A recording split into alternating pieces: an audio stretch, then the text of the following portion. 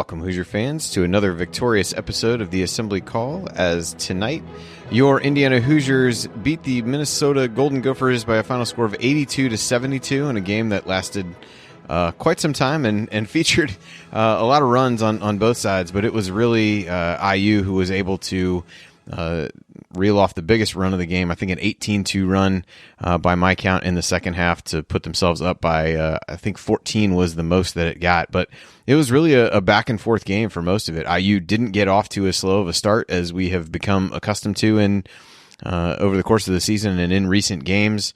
The lull did come kind of midway through the first half and then again toward the end, and they went into the locker room trailing by 2. Really struggled to keep Minnesota's guards in front of them and out of the lane. But that defense got better as the game went along, and IU got contributions from a number of different players, with 5 guys in double figures in total, and what ended up being a solid balanced effort with some timely three-point shooting from a number of players and a double-double from Trayce Jackson-Davis to propel them to the victory. They are now 12-9 on the season and 7-7 in the Big Ten. I'm your host, Andy Bottoms, and I'm here with Ryan Phillips and Jerod Morris, and we'll break it all down for you on this edition of the Assembly Call IU Postgame Show. And let's start this show the way we start every show, and that is with our Hoosier Proud Banner moment. I wrote down a few over the course of the game, and so there probably could be some debate here, but for me it was really that run.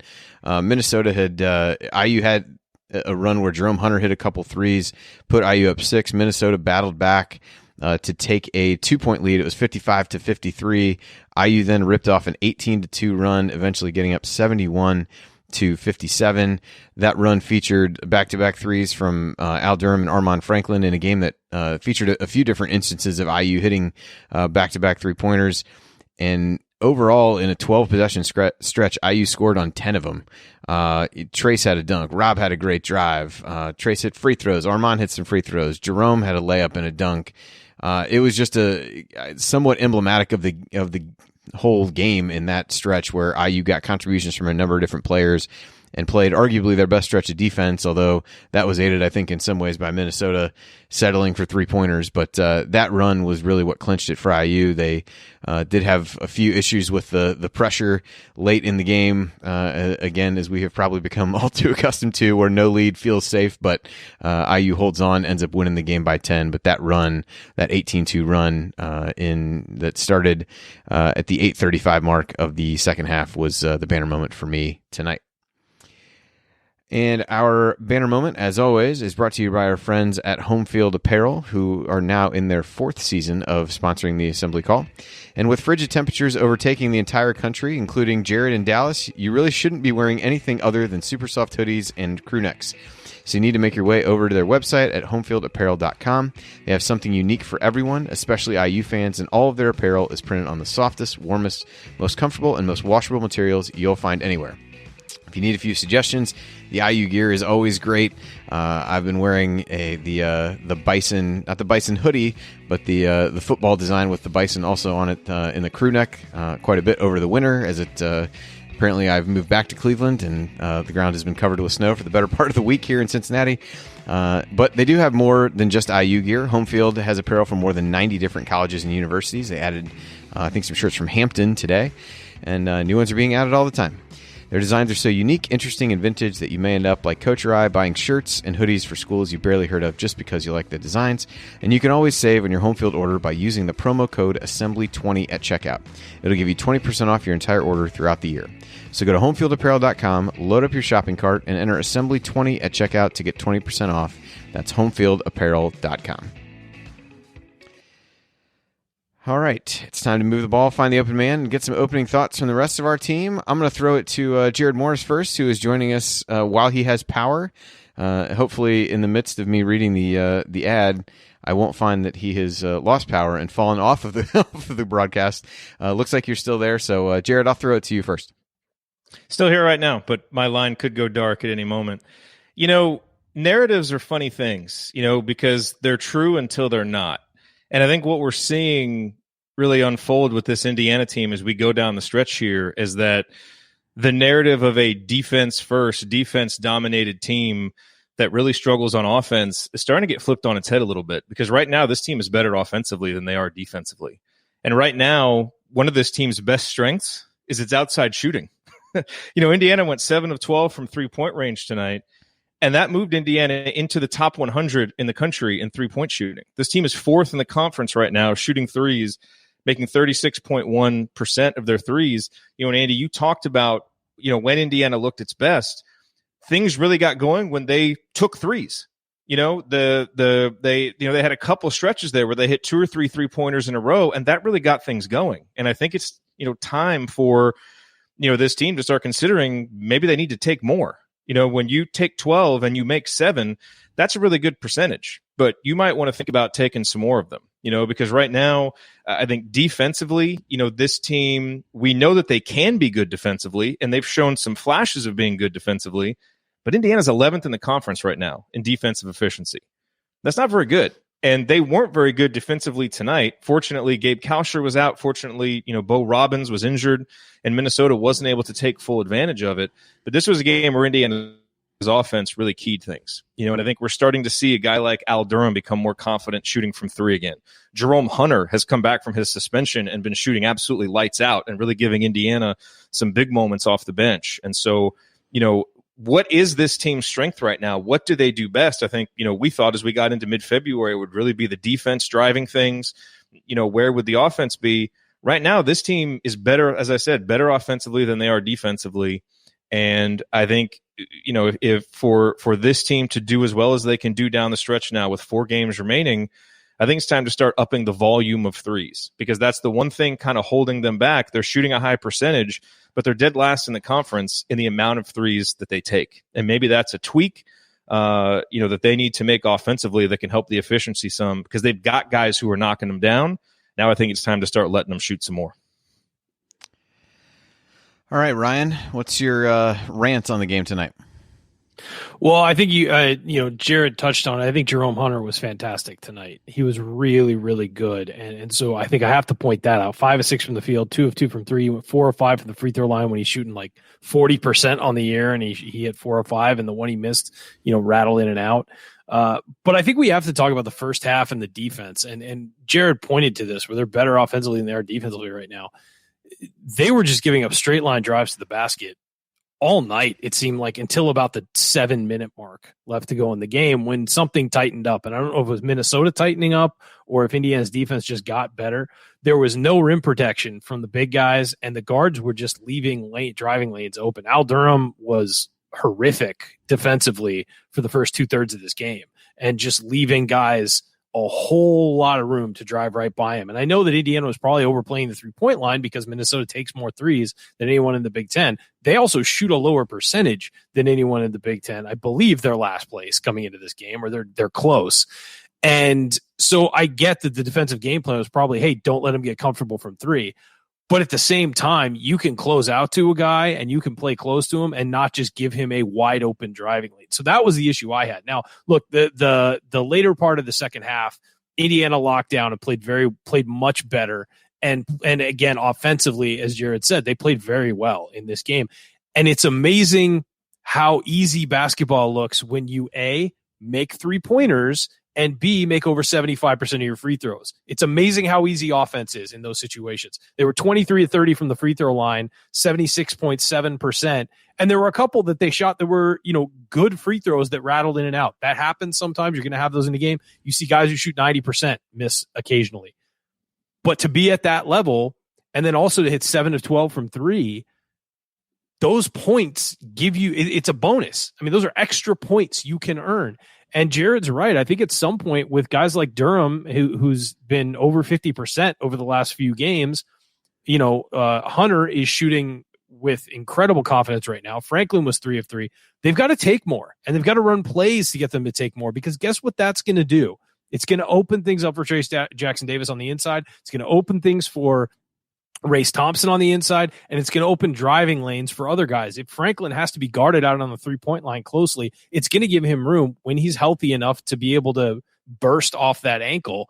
It's going to give him room to take the ball to the hoop as well. So I agree with Jerod, and we don't get to say that much on this show, but I agree with Jerod. They need to take more threes, which is something I didn't think I'd be saying about Indiana this year, but lately their percentage is up. Now, here's the thing. I don't think Christian Lander should be taking more threes. I don't think Trey Galloway should be taking more threes. I think the guys who can hit him should be taking more threes. I think Rob Phinisee should take more. He was 0 of 3 tonight. He should take more when he has the chance. One of the problems is, and we can get into this later, a lot of the guys on this team in the first half were not catching the ball to shoot.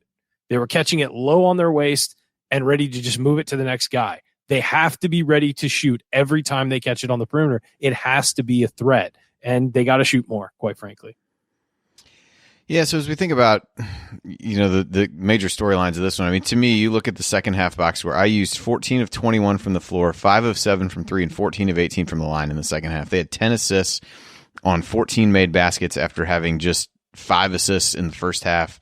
The turnover numbers were not great in either half, quite frankly. 8 in the first, 9 in the second, including a handful down the stretch against the press. But that was really the story, is that IU's offense really got into a rhythm, and as we've seen from this team, and it even happened in the Ohio State game, when the offense would get into a little bit of a groove, the defense would play better, and eventually that proved to be the case. But it just felt to me, Jerod, like the offense just had a better flow to it, better pace.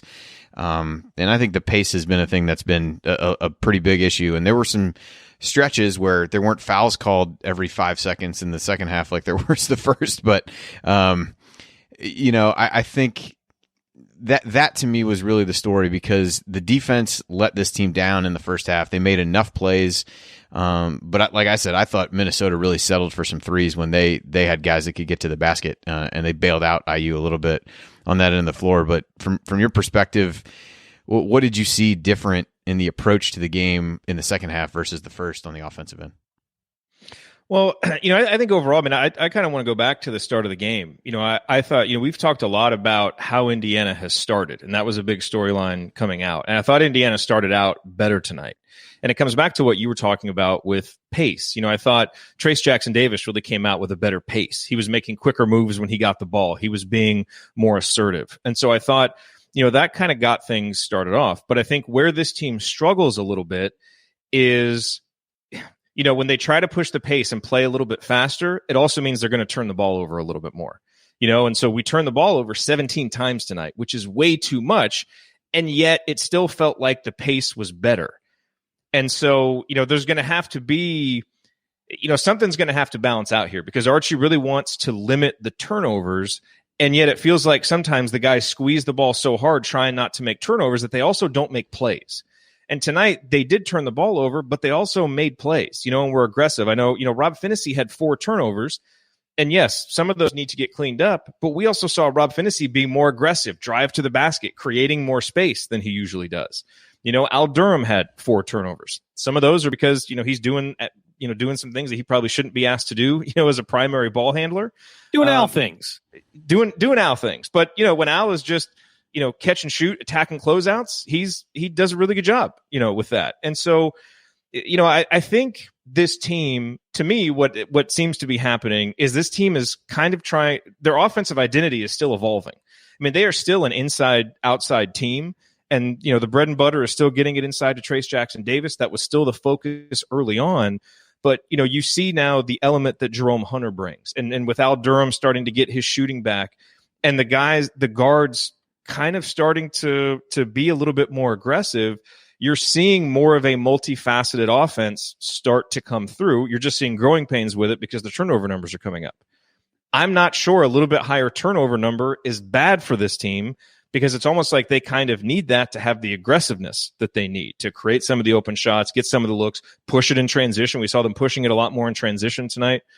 So, it's going to be interesting to see, like I said, what happens here over the next few games. But, I just think, and the other thing, getting back, you can't overstate the point that, sometimes there is a difference between playing well and shooting well. And tonight, Indiana did shoot the ball really well. And that does help you overcome, some other issues that you might have. But, this team has now been shooting well from outside for most of Big Ten play. So I think it's encouraging from an offensive standpoint. We can leave the defense, to talk about later, because, our defensive identity is waning. But I think it is encouraging that offensively, you're starting to see some of the older guys, find some more consistent ways to score. They don't have to have the freshmen come off the bench and kind of bail them out offensively. And if that can continue, now this team can do some things down the stretch. Because I think we saw how limited things were when things were just driven by the defense. And the defense needs to get better. Don't get me wrong. Like I don't think Indiana played particularly well tonight. Actually, they took care of business. They got a win that they needed. But this is the second closest game Minnesota's played at home without one of their starters and with another guy hobbled. So there were still, yes, on the road. Sorry. Yeah. And, so I think there were still a lot of issues, but I do think seeing the guys play with more offensive pace and confidence and just kind of being okay making mistakes, I think that's related to shots going in. I think those two things are related. And so I think that's something they can potentially build on offensively. They're just going to have to figure out, how do we play at a better pace? How do we be more aggressive and not turn the ball over quite so much? Because against a better team, that would have ended up hurting them. Guys, I've got breaking news coming in from Crimson Cast. You're going to want to hold on to something. Our friends at Crimson Cast posted that, sit down before you read this, Indiana is in the top 100 in the country in three-point field goal percentage this season. I literally said that 10 minutes ago. I know, but I'm confirming from our friends at Crimson Cast. You are an unreliable source, Jerod, is what I would say. So I'm the guy who predicted it before the season started. I'm not sure you did, and we all thought you were a psycho. Mm-hmm. But no, I just think that you are right about the turnovers. And when you do play with more pace, especially against a team like Minnesota, where games can get ragged because they're not exactly crisp either. And that tends to sort of bleed over to both teams when things get ragged like that. And Indiana had too many turnovers tonight. It's unacceptable, but at the same time, offensively, they played better. And I'm not saying those two things are necessarily correlated. What made Indiana play better is the fact they shot the ball well. And so I think that you look at those 17 turnovers and you're upset with that performance, especially because 4 of them came from Durham and 4 of them came from Phinisee, your 2 upperclassmen guards who are starting. And, that's not acceptable. And, some of them were Al Durham, throwing a pass at Race Thompson's foot, and things that are just like, come on. But then there were the stuff late with, not getting the ball up across half court and not handling the pressure late well when you should. If you're an upperclassman, that should be cake to you, and it's not. So I agree. I think that you need to accept more turnovers if you're going to play a more up tempo. But I do think there's still a way to rein that in within the way they played tonight, of course. And they really do need to get better at handling that stuff, especially the older guys. If Christian Lander came in, he had 5 turnovers and was throwing it all over around the gym, you'd say, all right, he's a freshman and he's, not used to playing the Big Ten and all that. But when your upperclassmen are the ones creating the turnovers, and a lot of them are unforced, and that's the real issue with the turnovers. Yeah, so we talked a little bit about the more free-flowing nature of the offense, and probably no player more emblematic of that than Jerome Hunter in the stretch in the second half where he hit those couple threes. But that to me is another legitimate positive coming out of this game. Again, we'll talk a bit more later about the defense, but you look at him, he scores 16 points, 3 of 4 on twos, 2 of 2 from 3-point range, 4 of 5 on free throws. Did have 3 turnovers, but he just is starting to look like the guy that everybody projected him to be when he came, before the injuries, before the other stuff, playing with confidence. Archie talked earlier in the week about wanting to play him a little bit more at the 3, which didn't happen a ton tonight because I don't think he would have helped the perimeter defensive issues in that regard. But he's a guy that's just playing with a ton of confidence. Like I said earlier, hit those free back-to-back and threes. easy. Yeah, free and easy. I think Archie might want to throw up into a trash can sometimes when he pulls up for some of these shots. But I think somebody tweeted out that he was full Cobra when one of the shots went up. But then, I think Jerome's a guy you got to let shoot the ball. He is one of the guys who doesn't have a conscience on this team. And for a team full of guys who are reticent to shoot far too often, that is not something that you would ever say about him. And I think as you look over his last few games, even the game before, he missed a couple. He had 9 points against Rutgers, comes back at 7 against Northwestern, including the big 3 in the second overtime, and 10 against Ohio State, 16 today. He just is a guy that continues to get better and better, seems to be getting more comfortable in his role, and is the kind of offensive player that could really give IU a shot in the arm down the stretch. Ryan, I know you talked a little bit about him in the open. So, Jerod, what are your I feel like you like the freewheeling nature of Jerome's shot selection. Love it. I always have. You need guys like that. Are we sure he's not Danny Green and Devontae Green's younger brother? Are we positive about that? Somebody said, I think it was Chronic. Somebody tweeted, I believe it was Chronic, because Crimson Cast was trying to figure out like a comp for him in some way. And Chronic, I believe, tweeted that he was a cross between Troy Williams and Rod Wilmot, which I feel like is pretty I accurate, can see that. Really. The full Jerome Hunter experience is him knocking down a 3-pointer on 2 straight possessions, and in the defensive possession between them, spending the entire possession with his back turned to the ball. When it's driving directly at his number. Followed the cutter through the lane with the ball right behind him. Yeah, that was. Hey. Now, Minnesota did not score. Look, this team has to have Jerome Hunter's swagger. Like they do. Like part of this team, reaching its potential, I think we talked about it all offseason, is down the stretch. There were 2 things that if they happened, this team could be really good. One of them was Christian Lander coming along. That's been a little bit up and down. The other one was Jerome Hunter being the guy that we thought he could be. Now, he was really struggling before he got suspended. And since he came back, whatever happened, he seems to have his head screwed on a little bit straighter. It may never be fully straight because I think he's always going to make mistakes. He's going to do some of those things. But sometimes you just have to have a guy that doesn't give a crap and is going to take shots. And that's what Jerome is. That's what he does. And he's confident when he takes them. And I think he has reined his shot selection in some. He's not taking as many of the crazy ones. But when he takes an outside shot, you think it's going in. Right? Am I right? I mean, he's shooting 41.2% now. He thinks it's going in for sure. He does. Well, you know what? And he gives everybody else confidence. But he's also a guy who can score in some different ways. And he shows that. I think he's a guy that they're kind of putting in some screen and roll situations. He's becoming a guy that's making some better passes. He is a really well-rounded offensive player, one of the most well-rounded offensive players that this team has. And, look, he's not always going to score 16 points in 19 minutes and make 4 or 5, free throws again. This was kind of one of those games where you had a lot of guys shoot well, and everything is going to look a little bit better when a lot of guys shoot well. But if he can give you 18 to 24 minutes and come out there and be a double-digit type scorer, that is huge for this team. I mean, that's what was missing in some of Indiana's close losses earlier this season, was him being able to come in and be a reliable source of points. And we're seeing that from him now.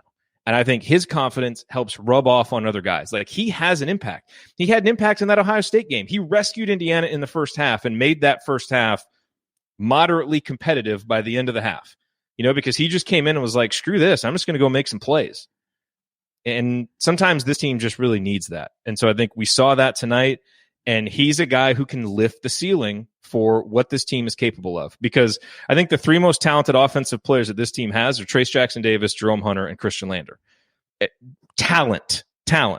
Now, those aren't the guys you're going to bank on from game to game, but just straight up talent. And so if you can get Hunter doing this game in, game out, that's really, really big. And hat tip to him, because he was huge tonight. They may not win this game without him coming in and making the impact that he did. Well, you talk about the 3 most talented guys. You look at Trayce, you look at Lander, and you look at Hunter. Those are also 3 of the highest recruited guys. Sure. On the run. You know what I mean? So it translates. What you're saying is not crazy. It translates. I mean, and you have to remember, Hunter missed that whole year. Maybe this would have been last year for him or something. I mean, his development, you can't track his development as to somebody else because he took an entire year where he didn't play basketball. But look at tonight, 19 minutes, 16 points. He can do that. He is explosive offensively. And we're talking about the 3-point shots, but he also had a really tough layup where he got fouled, where he shot it over over a defender. He had one where he came in the inside and finished close in on what looked like, kind of caught it and did a little reverse. And he had another one where he dunked it home. It was Indiana's last field goal with about 2 minutes left, two something left. 2:26 it says. So he can score in a variety of ways too. I know the threes are what stand out because when he's hot from 3, it changes the game for Indiana. And nobody loves a pick and pop like Jerome Hunter. I've never seen anything like it. That guy never rolls, never at all rolls. He pops every single time, and he kind of does that slip screen every time. He doesn't stay, and he's nope. I'm getting the ball. Like you. That's why, as Mark Titus would say, he is an X factor, not a glue guy. Exactly.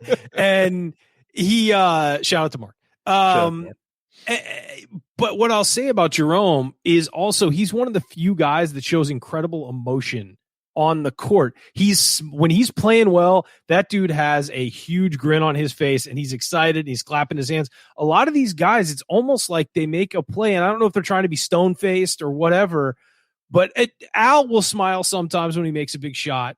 But a lot of the other guys, it almost feels like they're really clenched when they do something good. Trayce will blow up on an and one and all that, but consistently, when he makes a nice play, Hunter is happy. And he is playing with some joy when things go well. And that's big for this team. These guys just need to relax sometimes. And I feel like our tightness gets in the way late and guys clench up and aren't playing free. And that's what's caused some losses. They do what happened at the end of the game tonight, which is, I don't want to make a mistake. I don't want to make a mistake. Oh, dang it. I just made a mistake. Like you can't play like that. You have to play with confidence. And I just think that with confidence comes good decision-making as well, because you don't question a pass when you're throwing it. You just throw the pass, and the pass gets there faster, and it has more oomph behind it. And it's just, I think that's a huge part of what's going on with this team, and they need guys who just play free and easy and look like they're having fun out there, because I think that rubs off on the rest of the team. And if you noticed, when Jerome hit that second three, the whole team came out to greet him. They were all excited for him as well. Yep. Yeah, I thought Jerome's the flagrant that he picked up in the first half was among a number of comical calls there. But yeah, I think, you look at what he does, and we talk about the floor spacing and everything with this team. When he's out there playing the 4 or even the 3, and you've got Armaan and Al making shots tonight, it makes it a lot easier on everybody to do well. And it's great to see him rounding into form, and hopefully he can keep it up. All right. Well, we're going to take a quick break here, and when we come back, we are going to talk about some meaningful moments that you might have missed, and then we'll head inside the numbers to look at some meaningful statistical notes from the game tonight after IU's 82-72 win over Minnesota. You're listening to the Assembly Call. Stick with us.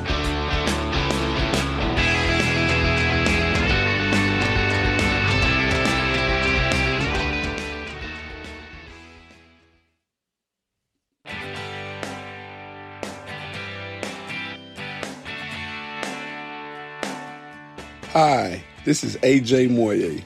What's the only thing better than upsetting Duke in the Sweet 16? Celebrating it with friends afterwards.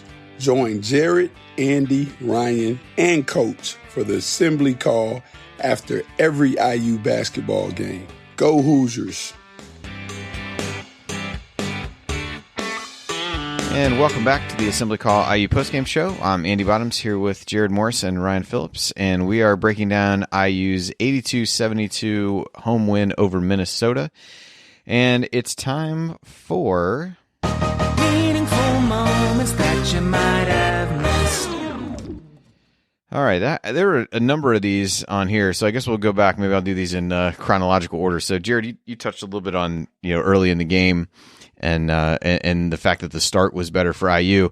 One of the things that Archie Miller had talked about was that Trayce was missing shots early in the game. So they set up a lob for a dunk on the first play of the game that was, I guess, a more high percentage shot. But I thought overall Trayce was really involved early, scored 6 points on the first, I believe the first 5 possessions for IU, had a dunk in there, had another nice layup, which was one of the other moments where, Rob Phinisee gets a piece of Marcus Carr's shot. Trayce runs the floor, really took advantage of the fact that Liam Robbins was not moving very well over the course of the game, got fouled and put it in. He did miss the free throw, but I thought Trayce's involvement early really set the tone and was something that has been much discussed in IU basketball circles in terms of both the team and Trayce starting slow. They even had some horrific shooting numbers of what his early game shooting had been there. But Ryan, your thoughts on TJD's approach coming out today, maybe different than what we've seen in some of these other games? Yeah, I thought he was much more focused, and I thought his energy was much more focused. I feel like sometimes he puts too much energy into making the move and not enough into the finish, and I felt like it was more even when he was around the basket tonight. And because there have been a lot of times where he puts a lot of work into shoulder shake and maybe try and get open, but then kind of flips the shot up instead of attacking the rim. And I thought he attacked the rim tonight. And I think that maybe the idea that his defender might have been hurt, probably had him in a good place mentally going into the game, thinking like, hey, I put moves on this guy, he's not going to be able to stay with me. Well, I thought Robbins looked pretty good moving around. If you hadn't told me that he had an ankle injury, I wouldn't have known. So I think TJD really actually just outplayed him. But I think that lob was really smart off the front. Get him feeling good about his game, because we can see from time to time that Trayce's just sort of confidence kind of drops early in games, and maybe it takes a halftime speech to get him back up. But you could just see some games the shoulders come down a little, and then when that happens, he tries to do too much. He tries winging the ball off the backboard. He tries rolling right into guys and trying to get fouled to get himself going. That was a really smart play. They won't be able to do it again because people are gonna guard that right off the bat next time. But maybe you use that to open up something else because they're going to overplay the lob. But I just think it was a smart way to get him going. What they've been doing to get him going is reverse the ball and have him roll off, block to block screen and roll off, and he's got his guy pinned, but then he's still got to beat a guy. This was easy. It was over the top by himself. And so I think it was really smart. And I really do think that got him settled on the right path. And we've seen before with other guys, Rob Phinisee is one of them. Rob Phinisee hits a 3 in the first 5 possessions, he's going to have a good game. We've seen that before. We saw that last year a few times, and you saw it this year a few times. So it is smart to get guys going and get their confidence going, but they got to find ways to do that. And this has to be, it can't be a one-game thing. They got to go to him early in a way that gets him isolated with an easy score. Maybe next time they run that lob play for Race Thompson and have TJD cut to the other block off of it or something, but they do have to get him going early. It's a key to the whole thing, because if our guards don't play well in the beginning, he's the only guy that keeps us in games for long stretches. Andy, I got to jump in here, and I have to give a shout out to Max in our private discussion community. I put out a question earlier today, what should Indiana do to kind of fix these poor starts? Max's response was a simpler option. Have Rob throw a lob to TJD on the first play of the game. Either it works and Trayce thunders down a dunk and gets the blood flowing, or it doesn't work and the result is really no different than any other early game play that we've run lately. Max, congratulations to you. That's exactly what happened. But to Ryan's point, it wasn't just the play. I thought the quick spin move that Trayce made was as indicative as anything of, hey, I'm here to kick some butt tonight and to move quickly and not overthink every single post move. And let's the other be real. one, he's heard people talking. Sure. He's not immune immune to that. I know, You could tell. And he came out with a different mindset. And I'll tell you, Andy, the other moment from him that really stood out to me is easy to forget this now. Early in the second half, Minnesota opened up a 6-point lead because Indiana did not play very well out of the gates. And I thought Trayce really just basically created 2 buckets by running his butt off in transition and scored 2 straight baskets that got it back to a 2-point game. And I think they were really important because it's one of those like, hey, look, all right, not a good start to the half. They've got the 6-point lead. Let me go out and do something. And it wasn't a great post. He just hustled, and his teammates found him. I think one was a nice pass by Armand. I don't remember what happened on the other one. But I thought those were really big. And then soon after that is when I think Indiana had a couple of those 3-point barrages that pushed the lead out. But I thought the way that Trayce started the game and the way that he responded at the start of the second half, that's what leaders do. I think sometimes there are games where Trayce will score, like the Ohio State game. He scored 23 points, and if you told me he scored 10, I would have believed it. Tonight, I felt like he scored more than 20 points because I thought the points that he scored were really important. They came at important times of the game where Indiana either needed to get momentum going at the start or they needed to change the momentum in the second half. That's what we've been looking for from him. He didn't have to do as much heavy lifting offensively tonight because other guys shot well, but I thought he really picked his spots and was good in moments when Indiana really needed him to be. Yeah, I was going to mention that what you said. They were coming off of back-to-back turnovers toward the beginning of the second half. He scored 2 straight buckets, and then even when they were down, he scored 55 to 53. He scored the first points that tied it back up, scored inside that was the first 2 points of that 18-2 run. So, yeah, you're right. Timely baskets to kind of stem the tide for them. The other moment that I wanted to talk about was probably a couple different ones from Rob Phinisee in the second half. One was toward the beginning of the second half on the second possession. He had a nice drive, pulled up, did a shot fake, let the guy fly by him, banked in a nice shot. And then in the midst of that run, to go back to the comment on some of the floor spacing, IU was shooting it really well. He had a great drive, finished around Liam Robbins at the basket. That was great. And that just was great. Really was one of a number of drives that he had where just kind of put his head down and tried to get to the rim. And overall, we talked about the 4 turnovers, but he had 6 assists. I think 4 of those came in the second half, 4 rebounds, guarded Marcus Carr for the majority of the game, and the only shots he missed were 3-pointers. He was 0 of 3 from 3-point range, but 4 of 4 on twos and 2 of 2 from the free throw line. Short of trying to, after he slipped toward the end of the game, no one taking a timeout and instead letting him try to roll the ball to someone. Other than that, I thought his play was really good, and he was a guy that, again, similar to what we talked about with Trayce, really came out of the gate and just looked like he was ready to play, and you felt like he was going to have a big game at some point. I thought it was one of his better all-around efforts, even though he didn't shoot the ball well from deep, but I thought was selective in when he drove the ball, but was aggressive at the same time. Jerod, you look like you're getting ready to talk, so jump in. Well, the other thing I want to say about Rob is, and he was better overall offensively despite the turnovers, and that drive was great. The thing, you watch him, he creates space all the time. His little hesitation moves getting into the lane. You see, I must find myself like 10 times thinking, man, if he was confident in a little mid-range game, he's always got space for shots. There were at least 5 chances tonight. Yes, and you'll see him get in there and create space, and then he passes out of it. And it's like, what's the point? I mean, yes, there's a point to getting into the teeth of the defense, and you can create shots that way. But then he'll uncork a drive where, I mean, dare I say, for that one moment, that one drive, right? He looked like Isaiah with the way that he glided through there and the finger roll layup. That was an Isaiah Thomas play, right? Now, I'm not saying he can do that all the time. He can't. It was obviously. beautiful. It was beautiful. No, it was beautiful. And he will show this ability to score at the rim at times. And you're like, where is that other times? Because it'll disappear for 2 or 3 games. It's not physical and it's not skill. It's all mental. And, Arch, I was looking at some of the comments on Twitter from Archie, and I guess, he had a conversation with Rob about just go play. I don't care if you go 0 for 10, just go play. And that's the thing. And I think that's why IU fans still hold out some hope for him, because you see the ability and the skill is there at times. So it's like those plays are there. If you could ever unlock it mentally to be aggressive and be confident, there's a really good player in there. And you see the flashes of it, but then you also see the indecision, the hesitation where he gets into the lane with these opportunities to do something with it, and then he just wants to quickly pass it back out. Yeah. It's the frustration of watching him, because there's something better there, and you've seen it at times, but not often enough, obviously.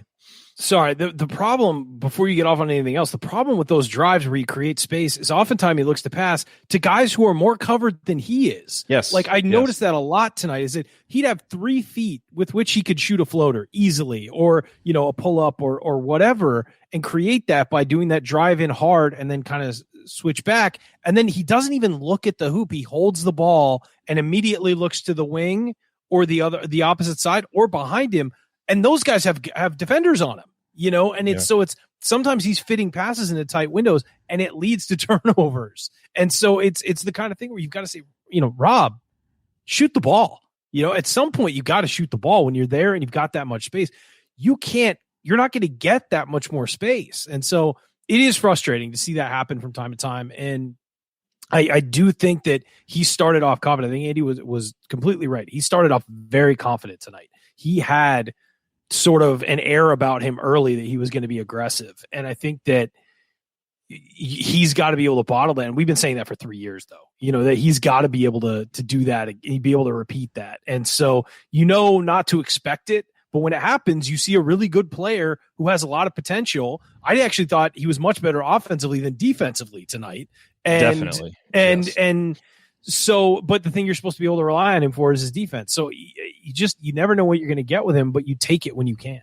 Yeah, and to be clear, I'm not saying that you should hold out hope that it's going to change, because we now have almost 3 years of essentially the same statistical profile every year of a guy who is just below average in offensive efficiency, pretty similar shooting numbers. At this point, if we see it, we'll believe it and we'll get excited about it.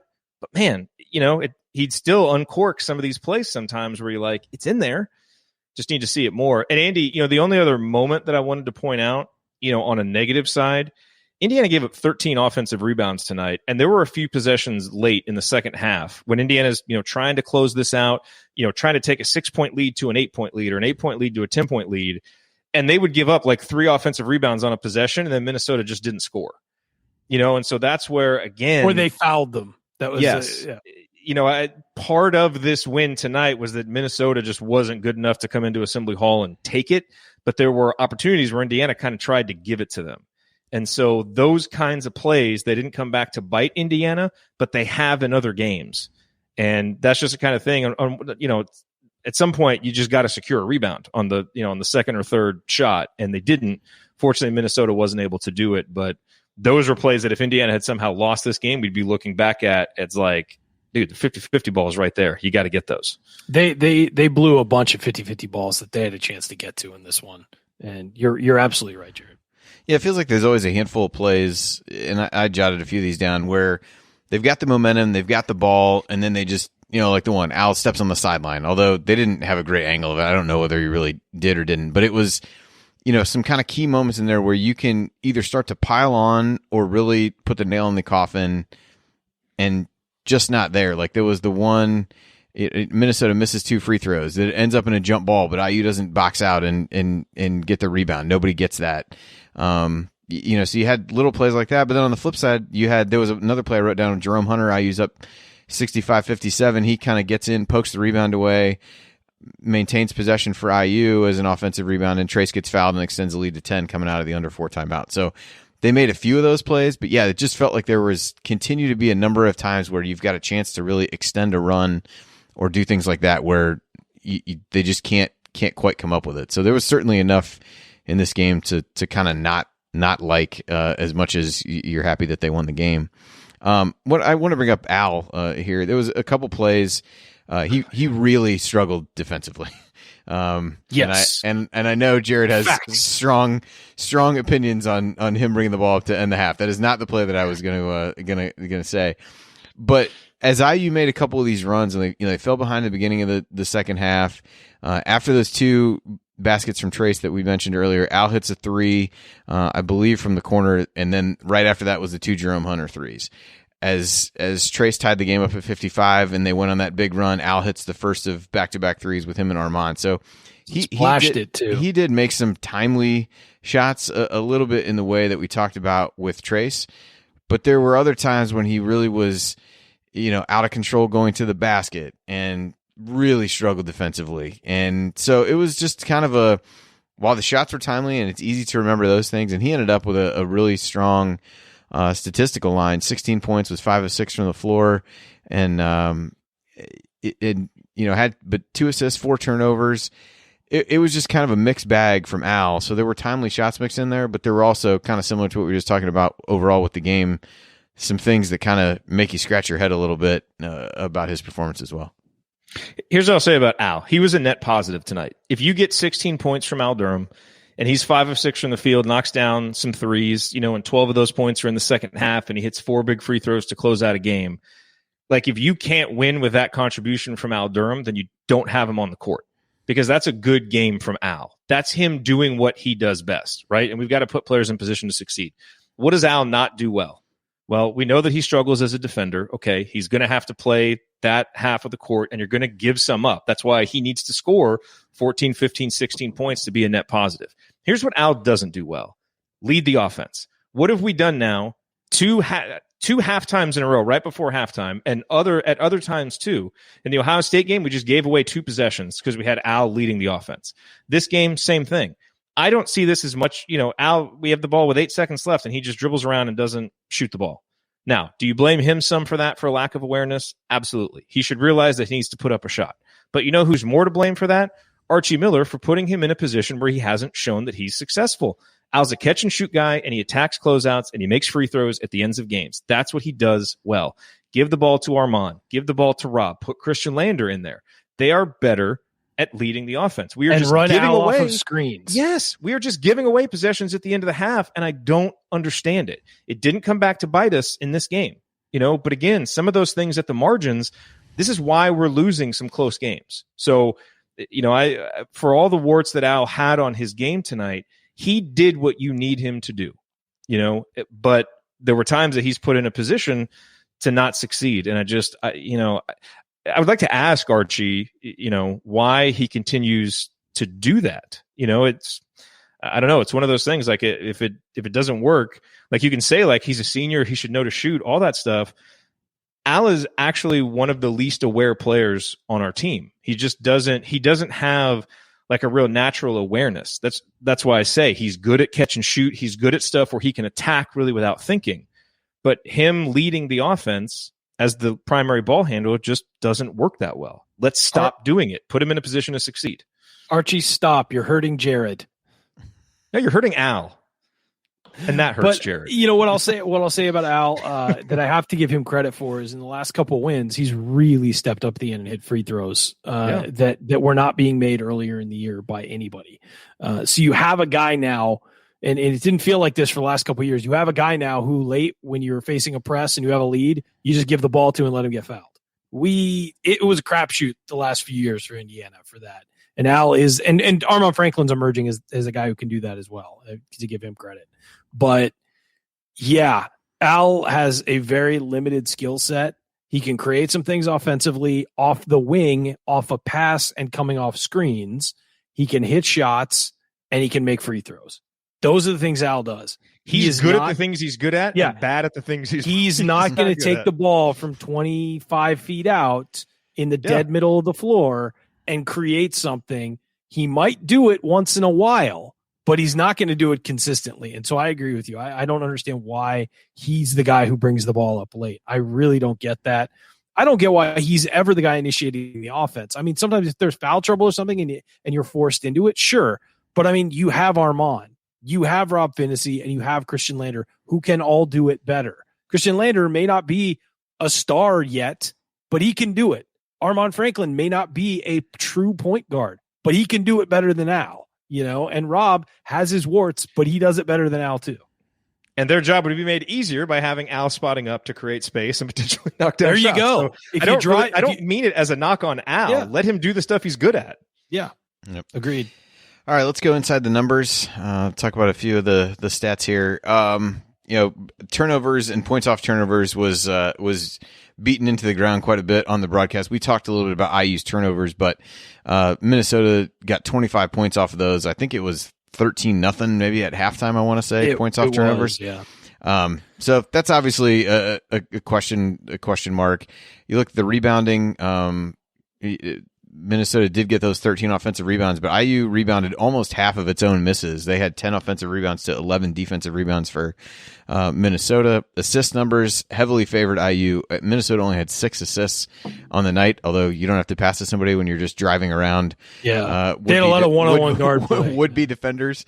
But dude, I have a question, guys. Does the final rebound margin surprise you?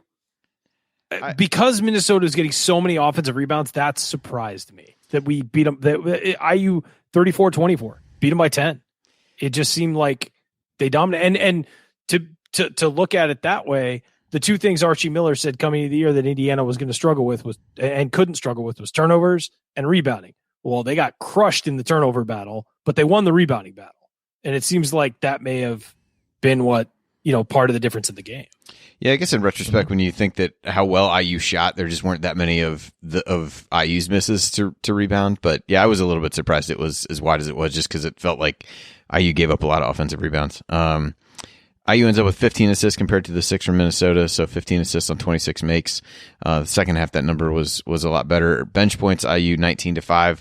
Probably makes some sense when you figure that Minnesota didn't have Kalsher, and Jerome Hunter scored 16 of the 19. So you got that. And then free throw shooting, 23 of 30 for IU, 76 or almost 77% from the free throw line, and got there often in a game that saw plenty of fouls called. I believe a cool 46 fouls called on this 9:00 tip off. So always, got to get your money's worth with those officials, right? Always a crowd pleaser. Absolutely. Yeah.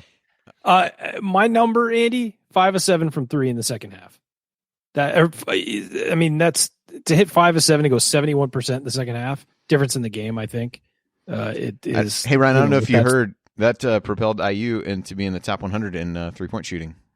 Yeah, Crimson Cast had that to say. Yeah. Oh, okay. Confirmed that. Confirmed, rumors that were floating around out there. Yes. Jerod, any numbers stand out to you? Yeah, look, a couple. The first one is bad. 1 block, 2 steals. You guys are probably sick of me every game talking about the block and steal numbers as indicators of IU's defense. I'm sorry, seems to be a pretty straight line between when Indiana's playing good defense, they're blocking shots, they're getting steals, they're getting deflections, all that stuff. And here tonight, in what I thought was a very poor defensive performance, no blocks, or 1 block, 2 steals, just not as active. And it's interesting, I had a conversation with someone today in our private community, like, why is Indiana so good against Iowa, this elite offense, but then a team like Minnesota gives us trouble? It's really simple. Iowa doesn't have guys that straight line drive you. They're incredibly efficient shooters, but they get a lot of that with ball movement through passing. And the pack line is really good at rotating and being able to be there. And especially when CJ Frederick's gone, then you can double and get back to shooters. Minnesota is going to straight line drive you. Now, the pack line is designed to help take some of that away, but when Indiana's guards aren't taking those drives away, now everybody's got to rotate, it messes the entire defense up. So that's why Indiana struggles with teams like Minnesota, with teams like Nebraska that aren't that good offensively, but the style that they play, if we're not locked in and can't control the dribblers at the point of attack, it messes everything up. So that's why there's that defense, and that's what we saw tonight. And, and that's why teams like Ohio State and Michigan that can do that really give us big time problems. So that needs to get cleaned up. The other thing that I want to say numbers wise on a positive note, because, I think I've probably been relatively negative overall toward Archie in some of the things I've said tonight, because there were a few things that, kind of annoyed me while I'm watching the game. But I think he needs to get some credit for the shooting numbers, based on some of the things that you're seeing him say in the post game. I think this team does play tight sometimes. And if he's realized that and has had some conversations with guys to help relax them a little bit and start to give them some confidence, that's really big. And the team played like that tonight. They turned the ball over, as we said, but they played a little bit less afraid.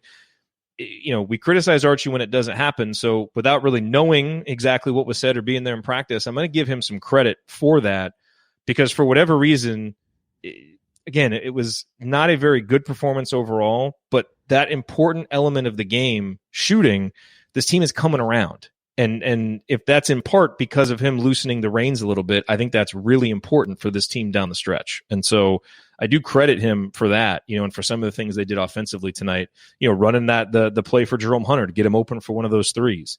That's the kind of stuff I feel like we need to be doing more. And hopefully he's, kind of realizing that and then loosening the reins on it a little bit.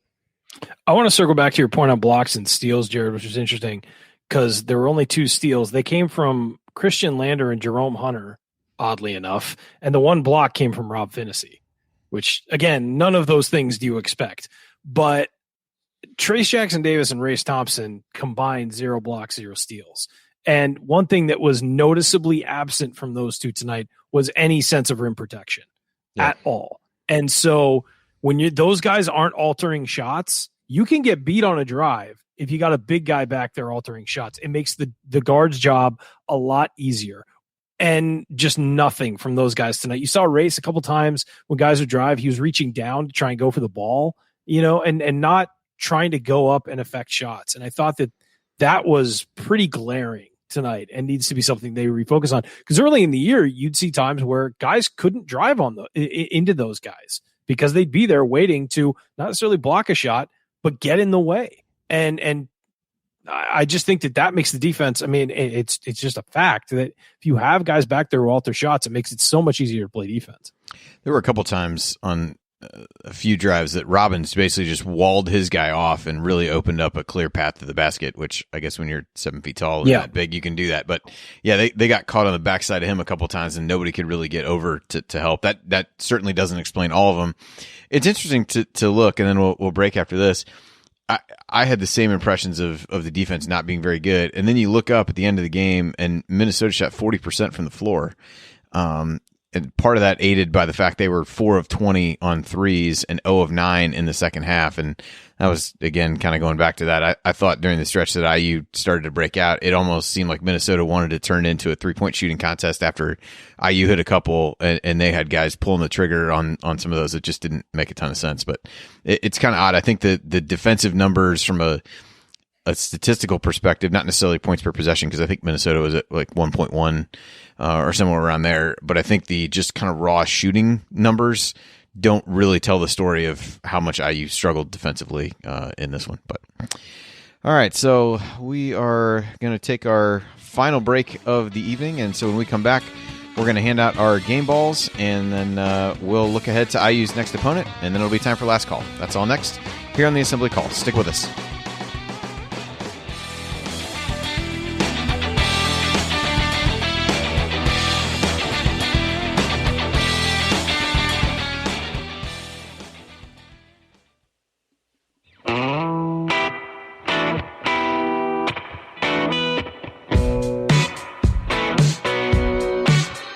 This is Jordan Halls, and I never miss a shot or an episode of the Assembly Call.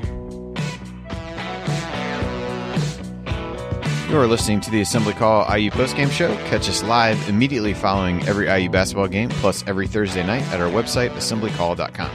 And while you're there, make sure you sign up for our free IU Hoops email newsletter. Over 7,000 of your fellow IU fans have already subscribed. You can also text IU to 66866 to subscribe to the newsletter. Again, that's IU to 66866. I'm Andy Bottoms here with Jerod Morris and Ryan Phillips, and we are breaking down Indiana's 82-72 victory over Minnesota. And now it's time to hand out our game balls. Jerod, I'll throw this to you first. Who gets yours? Game ball to my electricity for sticking on here for a full hour. Don't jinx it. Don't jinx it. I know. It's a ticking time bomb. It's a tough one because I certainly think that you could give it to Jerome Hunter. I won't argue with anybody who does, but I'm going to give my game ball to Trayce Jackson-Davis. Defensively, I don't think he was very good, but I think the tone he set early offensively was really important. And I think some of the buckets that he hit in the second half were also really important. And I think if there was, if you'd asked me kind of coming into this game, like what is the most important thing that you can see in this game that will be good for Indiana going down the stretch, it's Trayce Jackson-Davis getting his confidence back and coming out and starting out a game well. And so I think the fact that he did that, when kind of challenged by his coach and everybody, is a good sign about where his mentality is at, and a good sign for him, kind of as the leader of this team. Whether he's the vocal leader or not, I don't know, but his energy is certainly what leads this team. And so I thought that was really important for Indiana. And he played a ton of minutes, 33, 20 points, 10 rebounds. Sometimes we take those numbers for granted, but I thought he offensively, he really earned those numbers tonight. We need more from him defensively, but this was an offensive game. And I thought he really led Indiana's offense from the tip. So he gets my game ball. Ryan, what about you? I got Jerome Hunter for 16 points in 19 minutes, and I thought his shots came at really key times. Now, look, if you're talking about the whole game and who was the better player, it's Trayce Jackson-Davis, so I wouldn't argue with Jerod's selection. But I think that Hunter's points came at really key spots, especially late where he had that dunk. I thought the three-point play he had in the first half to give us a three-point lead was really big. And I just thought he played big in big spots. I think that's why he played a lot in the second half. So, yeah, I got to say Jerome just because I think that his points, he scored 16 points. I thought they were all very key to the win. Should have known you guys would do this to me and leave me to break the tie. I should have just answered on my own initially and moved on from there. So, yeah, I think those to me are really the two guys in the running. I'm going to give it to Trayce. In a game that IU's guards struggled and were outscored by a somewhat wide margin, he pretty much played the entire Minnesota front court to a stalemate. He had 20 and 10, and among their, I think, 4 front court players who actually played in the game, I believe they had 23. And so I'll give him a decent amount of credit for that because I think he, as you said, Jerod, made timely shots, made hustle plays, ran the floor as well as he has in any game that I can recall this season. And really brought a good mentality from the get-go. And I credit the coaching staff for, getting that play to him to really get him started. But I thought he really set the tone early. So I'll go with Trayce.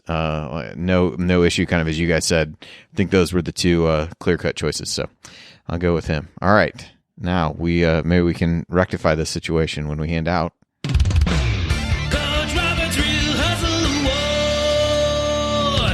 And And the Mike Roberts Real Hustle Award presented by Evansville Security Services. In basketball, good defense requires your help to be in the right place at the right time. Certainly wish that would have been the case tonight. And the same principle applies in life as well, especially when it comes to protecting your business or loved ones.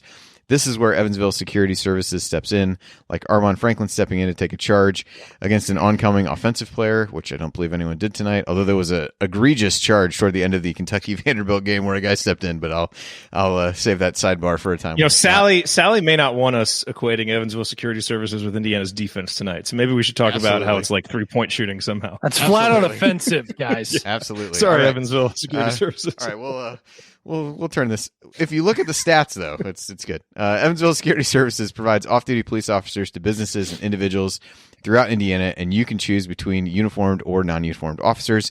In addition, Evansville Security Services offers an accident reconstructionist who can go all over the state.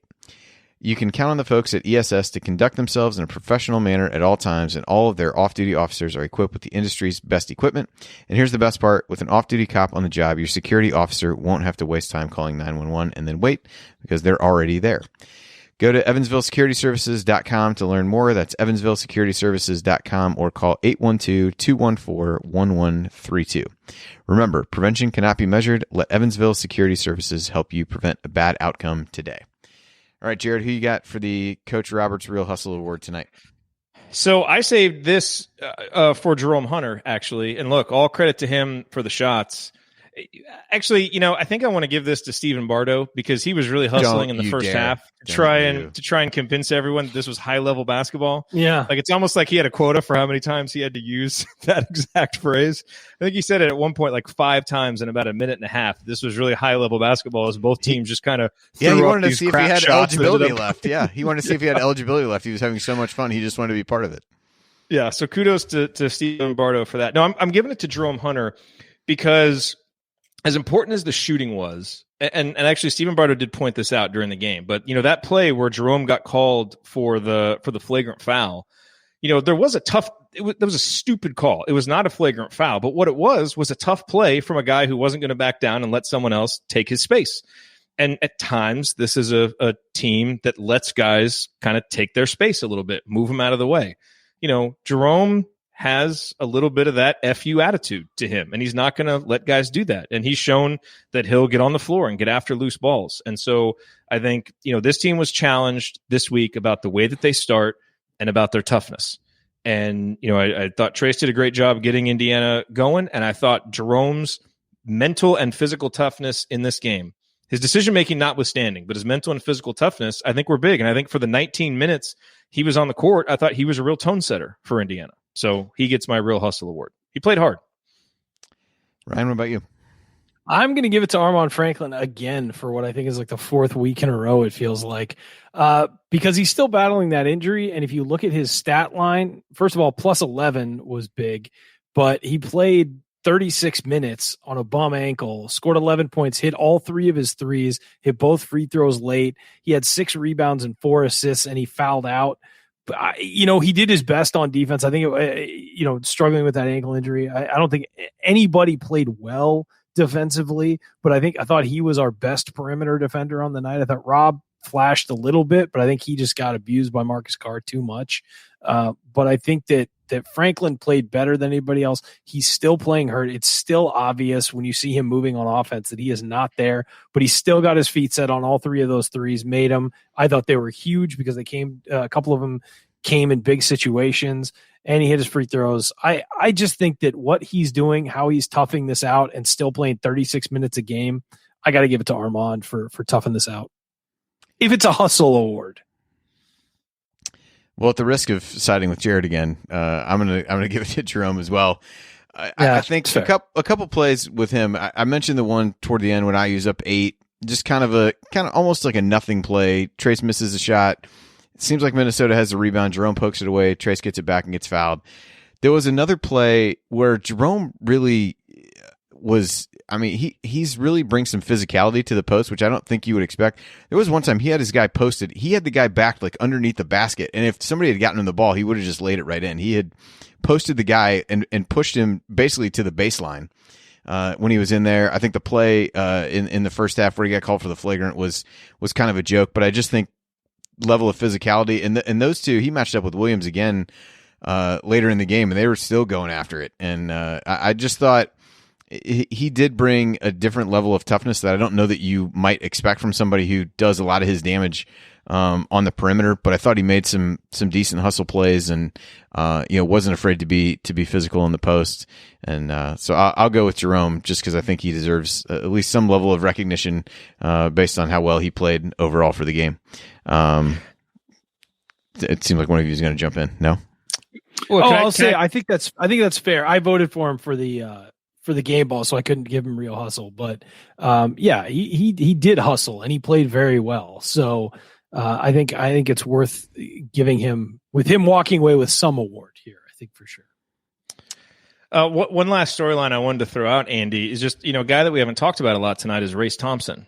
And, there was a, kind of a line of dialogue after the second Iowa game when he was terrific, 15 points, 6 boards, played awesome defense on Luka Garza. People were saying, hey, it's possible this is actually our best player, not Trayce Jackson-Davis. And, you look at what Trayce has done since then. That was coming on the heels of 2 straight double-digit games. So he had 3 double-digit games in a row. In the 3 games since then, he's had 7 points, 9 points, 6 points. Has not taken as many shots in any of those games as he did in the previous 3. Did get to the free throw line 10 times tonight. So, he only took 2 field goal attempts, but 10 free throws is important. Only made 6 of them. But just 5 rebounds. He hasn't been quite as good the last few games, and so I'm curious what you guys think. I just think it's fair. We're really praising him when he's playing really well. I don't think the last 3 games have kind of lived up to what we had come to expect during that great stretch of play. Are you concerned? Is it circumstance? Or do you think that it's just where he's playing as well, the numbers just aren't coming? I'll let Ryan step in first, since he's the Trayce Thompson fan club president, I believe. I've seen Trayce struggle. I have, and I think that he's had 2 stinkers in a row, and just not great games. And he's also, I think the difference is he's really set the bar very high for himself, and so when he has an average game, it feels bad.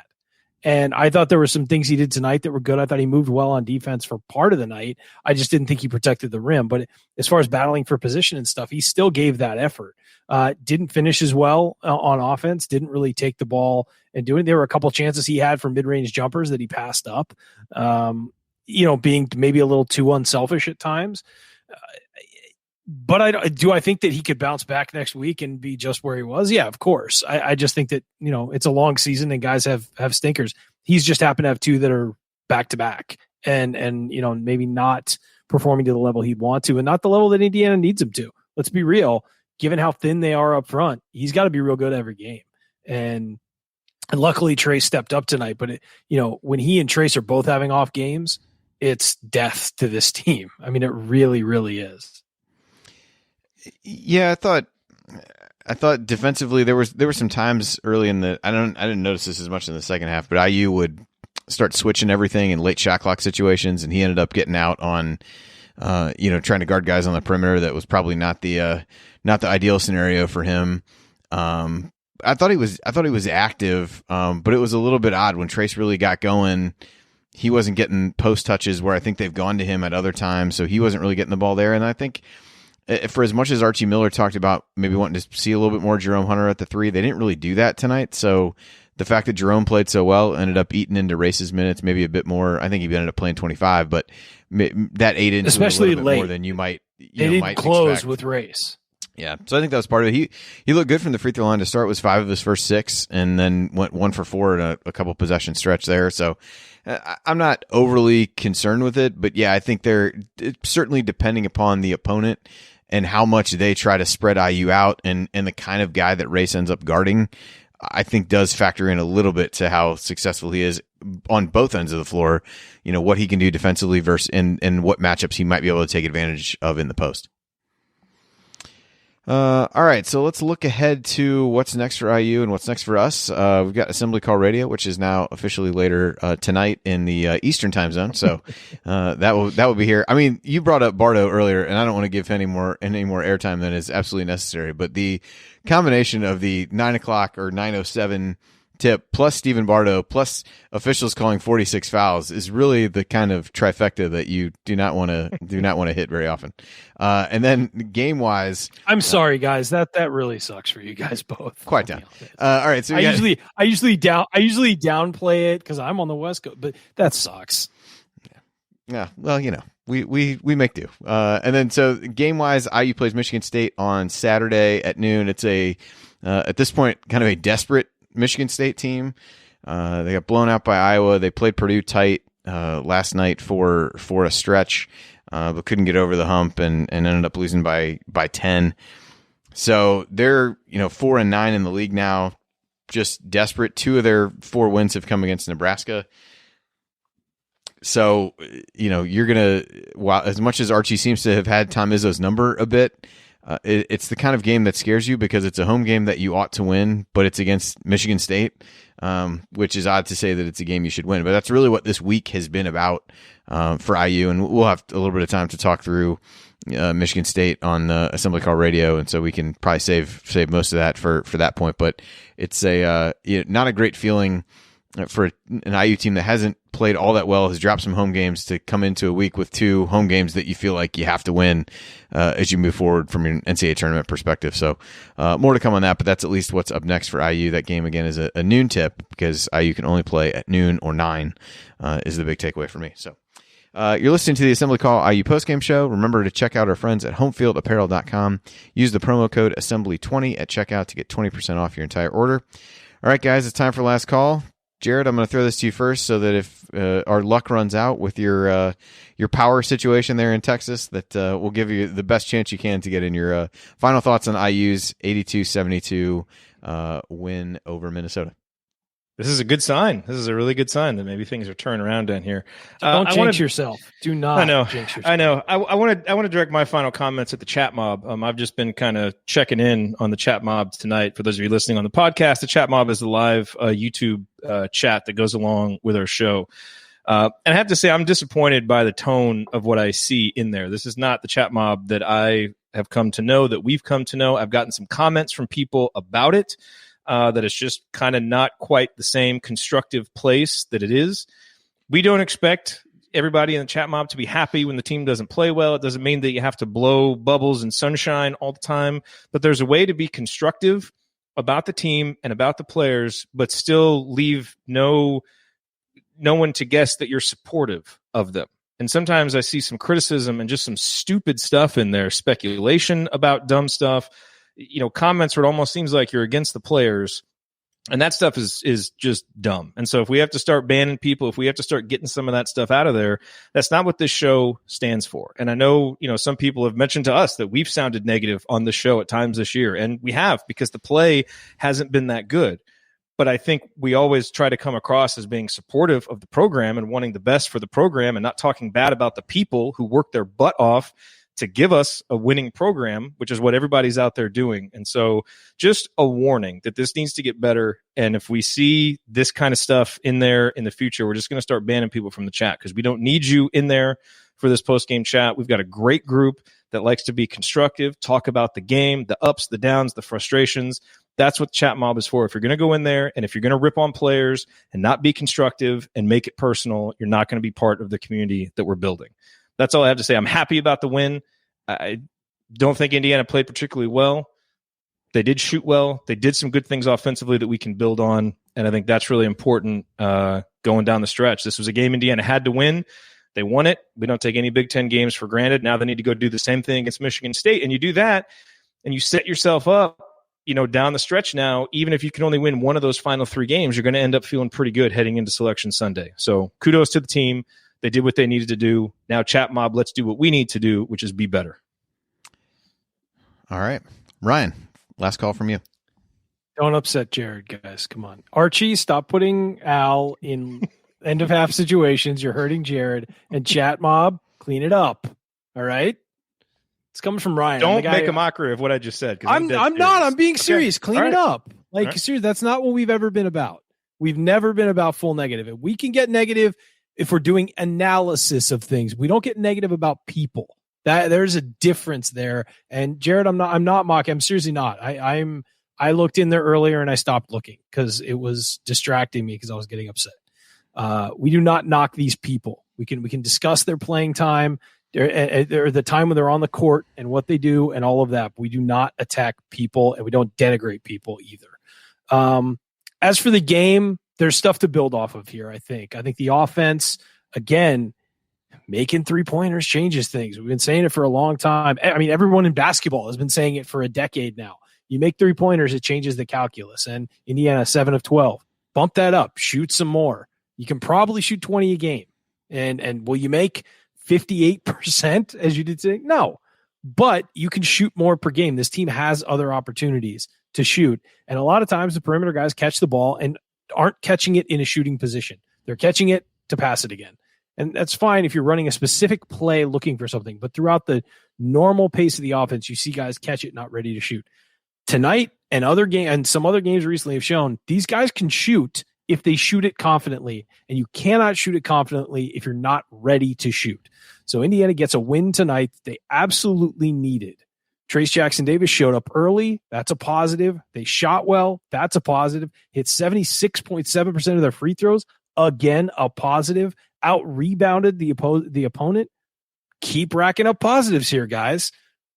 The thing you have to do, and we say it all the time, and it feels like I always end saying this. It's not about the win. This is a win you had to have. You got it. Good. Feel good about it. But it's not about this win. It's about how you carry it and what you do next. Just like when you beat Iowa, wasn't about the first time, wasn't about beating Iowa. It was about the next game against Rutgers. Can you carry that success through? How do you handle success? This successful night, much better second half, played very well at parts in the second half. How do you carry that forward against a tough Michigan State team? I don't care. They're not good this year, but there's a lot of talent on that team, and they're going to come out ready to play because they often do under Tom Izzo. How do you weather that storm? How do you handle that level of talent? That's the key for this team. It's about sustaining success because you know what you have to do to advance in the NCAA tournament? You got to win a game. And then you got to come back and not be happy that you won that game. You got to win another game and then another game. So how do you handle success? Can you build on it? That's the key for this program, and it has been for a long time, and they haven't shown they can do it. Show you can do it on Saturday. That's the key here, and that's the takeaway for me is some good things happened. Can you build on them? That's it. Build on them against Michigan State. You start to feel better about yourself, and then you hit that brutal stretch of the schedule at the end with some momentum and feeling better about yourself late in the season. That's the key. You got to come out and play well against Michigan State to validate what you did tonight.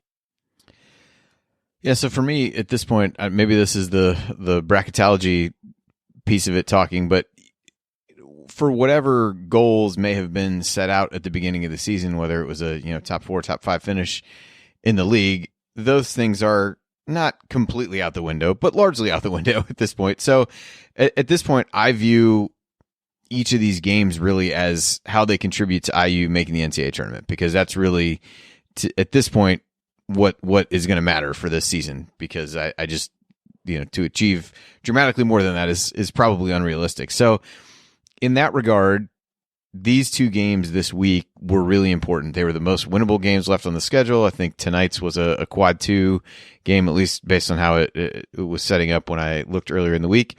And then the Michigan State game is, oddly enough, a quad 3, I believe.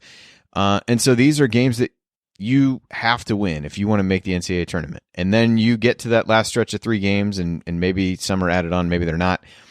And you got to find a way to win at least one of those, ideally a couple of them. So to me, tonight's game was really about taking care of business in a game against a team that was a bit undermanned with Gabe Kalsher out, with Liam Robbins a bit hobbled. And there were certainly things to nitpick and to not be happy about. And there were, times as I'm watching guys get driven by that, I'm getting pretty frustrated. But in the end, the team won a game that they had to win.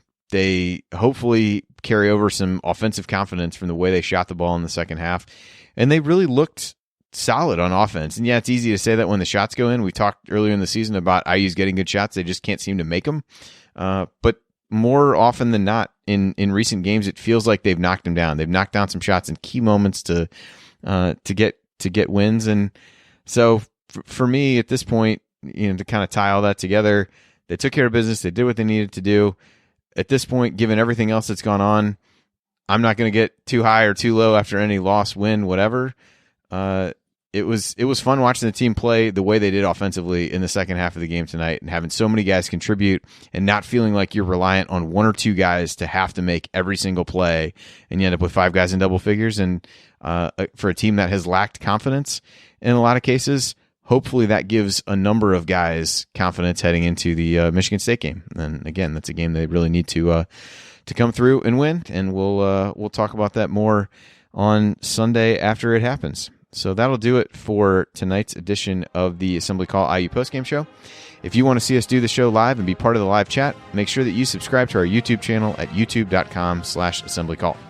And don't forget to go to assemblycall.com or text IU to 66866 to join our free email newsletter. Special thanks to longtime listener Bob Thompson, who produced much of the music you hear on the show. And thank you for listening. We'll be back to talk IU hoops again with you tomorrow night, on Thursday night on Assembly Call Radio. Until then,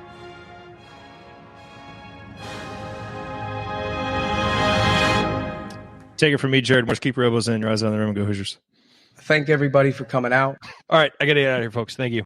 Yeah, apparently I figured that was you doing that was better than me trying to figure out where the drop had gone that I had in here that apparently I never copied over. So that was a hell of an ad lib, Jerod. Did you take improv classes? That was great. Yeah, I was like, I got 600 in some of these, man. I got onto this and I was like, well, what are we gonna do? I could have just thrown in the Coverdale's like a real early James Harden. I could have thrown that in, but that seemed out of place. So what are you gonna do? Did he really say that? He did 12, during one of our rewatches. 12. Hey, things happen. What are you gonna do? 2 things real quick. One, someone was asking why Anthony Leal didn't play today, and I thought Joel's answer was correct. This is a bad matchup for Anthony Leal. Straight, and I for the same reason that we talked about why the Iowa game is a good matchup defensively for Indiana. That's why Leal is good in that game and not as good in this one. Yeah, I jumped in on the comments. It's the one thing is straight line drives are the worst thing for him. He's actually okay rotating spot to spot and closing out, but straight line drives are really bad for him. And what did Minnesota? That's all they did was straight line drive. And so that was why. And that was why he's probably he played well against Iowa defensively, because it was all about rotation and all about knowing where you had to be and getting there. And he, made mistakes here and there because he's a freshman, but he played pretty well in those games defensively. But straight line drives with more athletic guards are a problem for him right now. Think he'll get better. He's going to work hard. I know that kid's going to work hard. But yeah, bad matchup. One other number I want to throw out that I think is important is Trayce Jackson-Davis's usage is now under 30%. And in Big Ten play, it's actually 28.8%. And earlier in the season, it was up at like 31, 32%. Yeah. I think that's good for Indiana to have him use fewer possessions and spread it around, especially when you have guys who are showing that they can make shots. I think ideally for this team, I would like to see Trayce around 27%, even be really efficient and still be the go-to guy, but use a few less possessions and let's turn some of those into 3-point shots. And I think that would be better for the balance of the offense. Some of those wild drives where there's just kind of nothing for him to do, if those can be kicked out or if the ball doesn't even go inside there and put him in a bad position, I think that'll be good for the offense. I think that's part of what we saw tonight. He was more efficient, used fewer possessions, and the ball spread around a little bit more to some of the shooters. So, that's going to probably end up hurting him in the Ken Pom Player of the Year rankings, which really rate usage rate highly. But I think it'll be better for Indiana's offense. Trayce is a good player.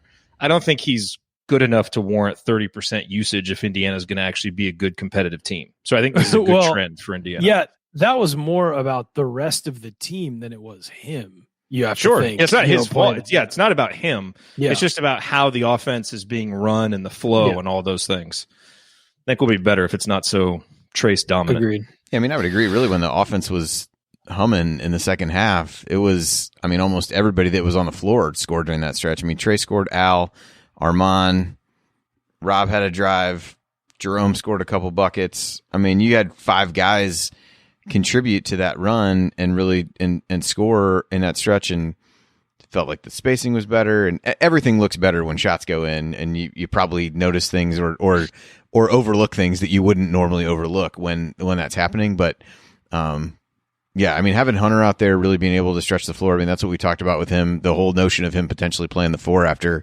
Justin Smith transferred. I mean, that was what, that stretch was kind of what that was about.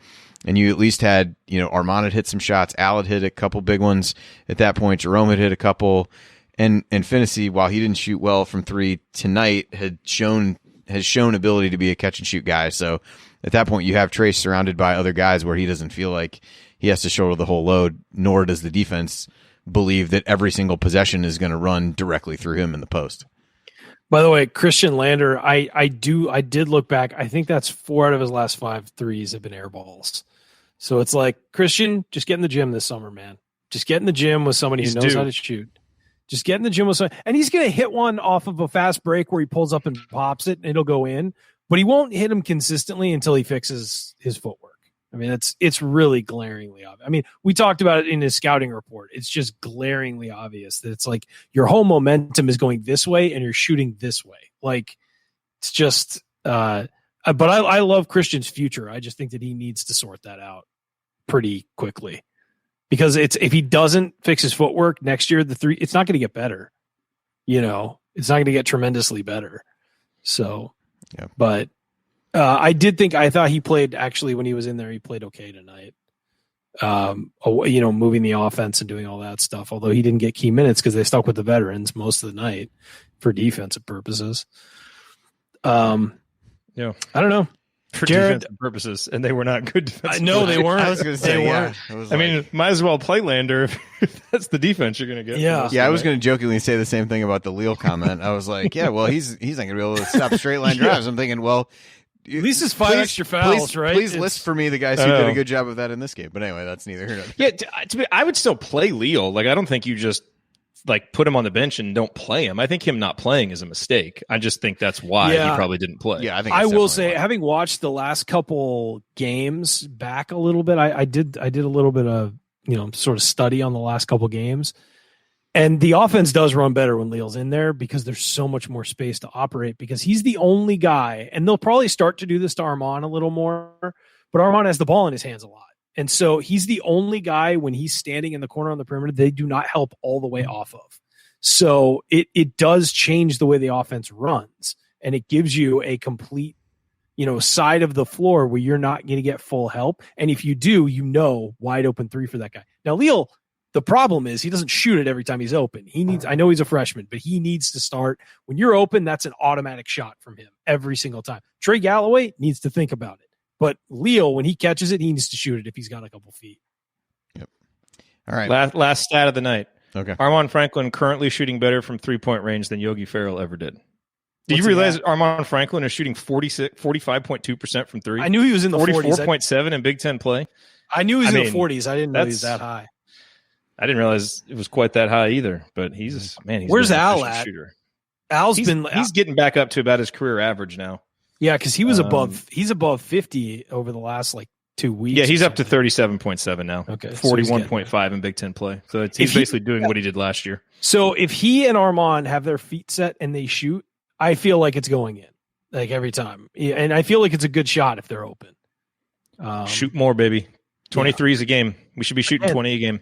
Again, they got to catch it ready to shoot, though. I think they've been so conditioned out of that there are times in the beginning where Al was wide open in the corner, caught the ball around his waist, and didn't even square. And I just think they're conditioned not to shoot it. Andy is so ready to close this down and get to bed. Absolutely, yeah. I am. But I don't start work till noon tomorrow, and it's only 10 here. So, that's I'm fantastic. just, that's cut great me for off. you. All right. Cut me off. All right. Jerod, stay warm, buddy. Electricity, baby. It's working. Charge everything now. Yeah, everything's been charging. I was preparing for this to go off a long time ago. So how long has it been on now? A couple hours. It's good. Good sign. Nice. You said you've been 30 minutes on, 30 minutes off. Yeah, it's extended out to about an hour, but now maybe it's extending out a little bit more. So. And is your water okay and all that stuff? Mm-hmm. Okay. Oh, that's good. Fortunately, knock on wood. I mean, it has been. Yeah. All right. Stay warm down there. Anybody else in Texas or anywhere getting hit with a cold snap, stay warm. Yeah, agreed. All right. So you can all just move out here. San Diego. Yeah. That's sounding pretty good. And I haven't seen my grass in over a week. We've probably gotten over a foot of snow here over a couple different snowfalls. It's tremendous. Oh, my friends and in Milwaukee. society continues on. And in Dallas, we have a couple freezing days and 3 or 4 inches of snow, and life is over. No, my friends in Milwaukee are all like, hey, are there apartments available in your building? Like, it's really bad.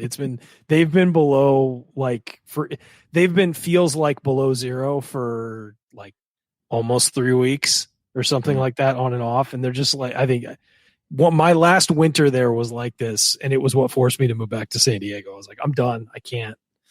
So I feel for everybody dealing with that right now. Yeah. All right. Well, thanks, everybody.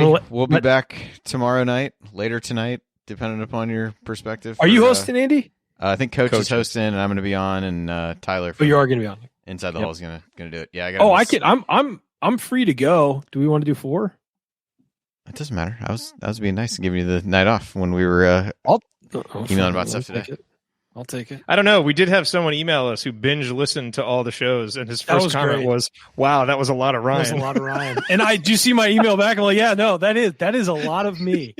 That was Chris. That was Chris. He said he like binge listened to everything to catch up. It's doing the Lord's work out there. I'm not really sure what would compel someone to do that. I don't know. We can email about it tomorrow. We'll figure it out tomorrow. Yeah, I mean, I can go to dinner with my parents tomorrow if that's if we're done. But email. Fine. Let us know. Okay. Cool, right, guys. Sounds good. Cool. Thanks, guys. Jerod, I'll load the file up because I think it's saved. So I'll do that if that's easier for you to do stuff later. So yeah, all right, cool. That works. Thanks, fellas. See y'all. Thanks all. Later, guys. See you guys tomorrow.